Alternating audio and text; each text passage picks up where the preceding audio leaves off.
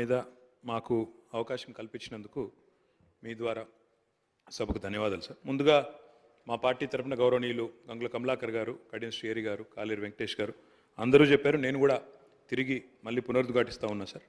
ఈ తీర్మానాన్ని పూర్తి స్థాయిలో మా పార్టీ పరంగా పూర్తి స్థాయిలో మనస్ఫూర్తిగా దీన్ని ఆహ్వానిస్తున్నాము, స్వాగతిస్తున్నాము. ప్రభుత్వానికి అభినందనలు కూడా హృదయపూర్వకంగా తెలియజేస్తున్నాం సార్. అధ్యక్ష, కాకపోతే ఒక విషయం చెప్పాలి అధ్యక్ష, ఎందుకంటే ఈ తీర్మానం స్వాగతించదగ్గది అనే మాట అందులో భేదాభిప్రాయం లేదు, భిన్నాభిప్రాయం లేదు. మా నాయకులు, ప్రతిపక్ష నాయకులు, గౌరవ పెద్దలు, తెలంగాణ తొలి ముఖ్యమంత్రి కేసీఆర్ గారు ఈరోజు కాదు అధ్యక్ష, 2004 డిసెంబర్ 17 నాడు ఆనాడు UPA 1 గవర్నమెంట్లో కేంద్ర మంత్రిగా ఆనాడు వారు ఇక్కడ మన రాష్ట్రంలో ఆనాడు ఉమ్మడి ఆంధ్రప్రదేశ్ రాష్ట్రంలో ఉండే బలహీన వర్గాల సంక్షేమం కోసం పోరాడే ఆర్ కృష్ణయ్య గారు, వకులాభరణం కృష్ణమోహన్ రావు గారు ఇట్లాంటి పెద్దలందరినీ కూడా తీసుకొని ఆనాటి అప్పటి ప్రధానమంత్రి గౌరవనీయులు మన్మోహన్ సింగ్ గారి అపాయింట్మెంటు వారు కోరినారు సార్. ఎందుకంటే బలహీన వర్గాల సమస్యల మీద మాట్లాడాలి, సమయం ఇవ్వండి అని కోరితే ప్రధానమంత్రి గారు ఒక 5 నిమిషాలు సరిపోతుందా అని అడిగినారు. 5 నిమిషాలు కాదు సార్, ముఖ్యమైన సమస్య, మీకు వివరంగా చెప్పాలి, దయచేసి ఒక 40 నిమిషాలు టైం ఇవ్వండి అంటే దాదాపు ప్రధానమంత్రి మన్మోహన్ సింగ్ గారు గంటన్నర సమయం ఇచ్చి డిసెంబర్ 17, 2004 అధ్యక్ష, నేను తేదీతో సహా చెప్తా ఉన్నా, ఆ రోజు పోయి కలిసి సవివరంగా వారికి ఎక్స్ప్లెయిన్ చేయడమే కాకుండా ఆ రోజు పెట్టిన డిమాండ్ కూడా ఒకటే సార్. మా పార్టీ తరఫున ఆనాడు కేంద్ర మంత్రిగా కేసీఆర్ గారు చెప్పిన మాట, అన్ని రాష్ట్రాల్లో బీసీ వెల్ఫేర్ మంత్రిత్వ శాఖలు ఉన్నాయి, కేంద్రంలో లేకపోవడం అనేది శోచనీయం, బాధాకరం.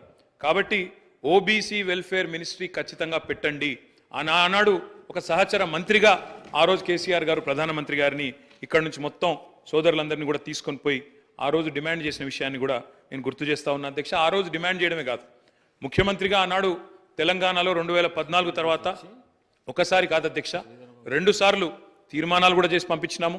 ఆనాడు మళ్ళీ ప్రధానమంత్రి నరేంద్ర మోడీ గారికి కూడా విజ్ఞప్తి చేసినాం, ఓబీసీ వెల్ఫేర్ మినిస్ట్రీ పెట్టండి, పెట్టినట్టయితేనే మీరు బడ్జెట్లో కనీసం 5% పెట్టినా 2 లక్షల కోట్లు వస్తుంది భారతదేశంలోని బలహీన వర్గాలకు అని చెప్పి డిమాండ్ చేసిన పార్టీ బీఆర్ఎస్ పార్టీ అనే మాట కూడా నేను మళ్ళొకసారి గుర్తు చేస్తా ఉన్నా అధ్యక్ష.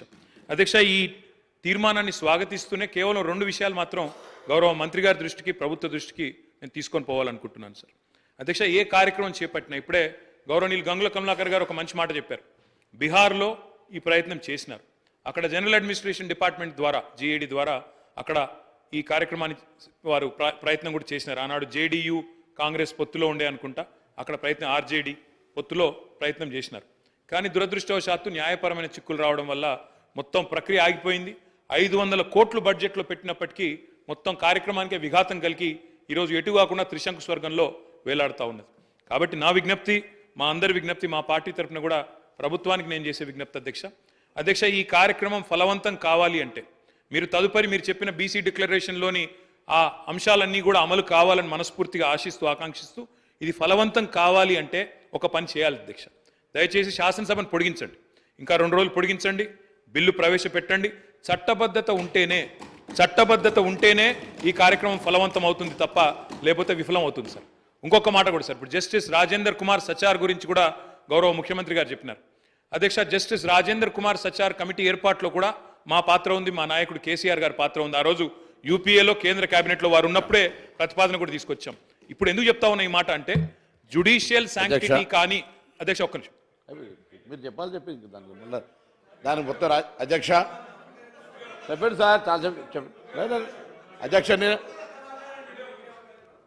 అధ్యక్ష, ఇలాంటి తీర్మానానికి ఒకవేళ నిజంగా ఆశించిన ప్రయోజనం నెరవేరాలంటే, ఎందుకంటే నేను నిజంగా పాయల్ శంకర్ గారు మాట్లాడింది విన్నాను, కాలేరు వెంకటేష్ గారు మాట్లాడింది విన్నాను, శ్రీహరి గారు మాట్లాడింది విన్నాను, శంకరన్న మాట్లాడింది విన్నాను.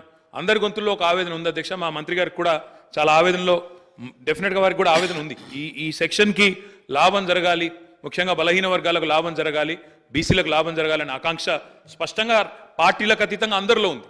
ఉన్నప్పుడు అది ఫలవంతం కావాలంటే జ్యుడిషియల్ శాంక్టిటీ ఉండాలి, లేదా ఎందుకంటే వారే అన్నారు జస్టిస్ రాజేందర్ కుమార్ సచార్, మీరు హైకోర్టు చీఫ్ జస్టిస్ని అడిగితే మీకు ఒక సిట్టింగ్ న్యాయవాదిని ఇస్తారు, జ్యుడిషియల్ కమిషన్ వేయండి, లేదా బ్రహ్మాండంగా స్టాచ్యూటరీ శాంక్షన్ కావాలి అంటే రేపు ఎల్లుండి శాసనసభను పొడిగించండి, తమరి నిర్ణయం, వెంటనే బిల్లు తీసుకొని రండి, మేము సంపూర్ణంగా మా పార్టీ నుంచి మద్దతు తెలియజేస్తామని చెప్పి కూడా తెలియజేస్తూ మీకు ధన్యవాదాలు అధ్యక్ష అవకాశం ఇచ్చింది.